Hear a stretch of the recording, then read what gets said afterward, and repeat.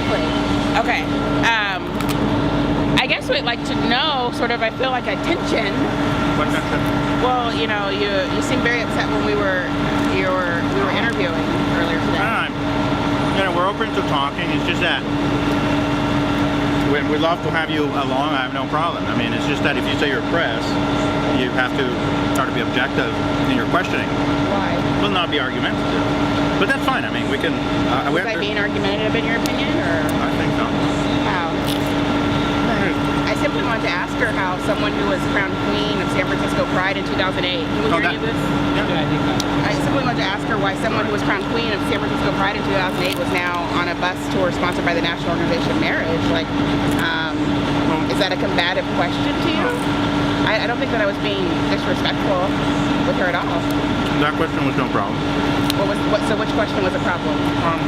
Again, I just think if it's fair reporting, if what you're doing is fair reporting, that you're reporting the facts, I have no problem with it. If it's not fair reporting, that, you know, at the end, I mean, look, we're in America, it's a free country, which is great. You know, you report whatever you want, you ask whatever you want. But, you know, I also have the right to be upset if I don't like the line of questioning. But that's it, but there's no tension. So are there some questions that you prefer that we ask her? Why would I prefer? You ask whatever you want. Okay, well that's not what you suggested earlier.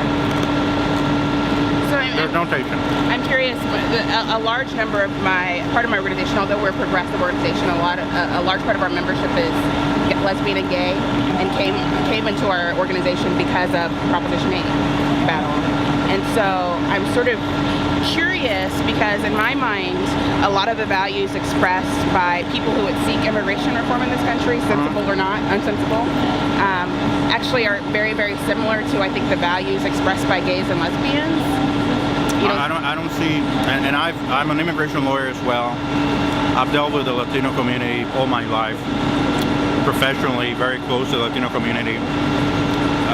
You may find some activists that indeed are involved also in the gay rights movement, but in terms of the community, in terms of the immigrants, there's just absolutely no connection between one issue and the other. I mean, I don't see...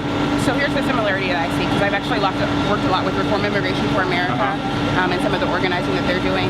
And a lot of the stories that I hear from the children of undocumented people in this country are essentially kind of like coming out stories. It's the story of the 17-year-old girl who's about to graduate high school and wants to go to college and is faced with, you know, having to go to a guidance counselor and say, you know, I have the grades, I really want to do this, but my parents are undocumented. And so I feel like in some ways, a lot of the struggle that undocumenteds face in this country is a struggle about being in the closet, a struggle about protecting their families and their kids, and a worry about that. I'd say the difference is that I agree that it's a struggle in both cases, and I think that, as we say, is part of our campaign, that we want to find a way for these people to find legal status and eventually a path to citizenship.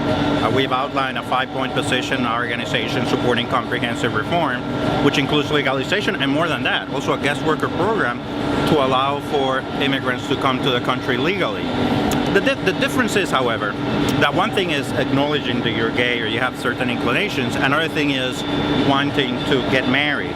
Now, marriage specifically is an institution of natural law.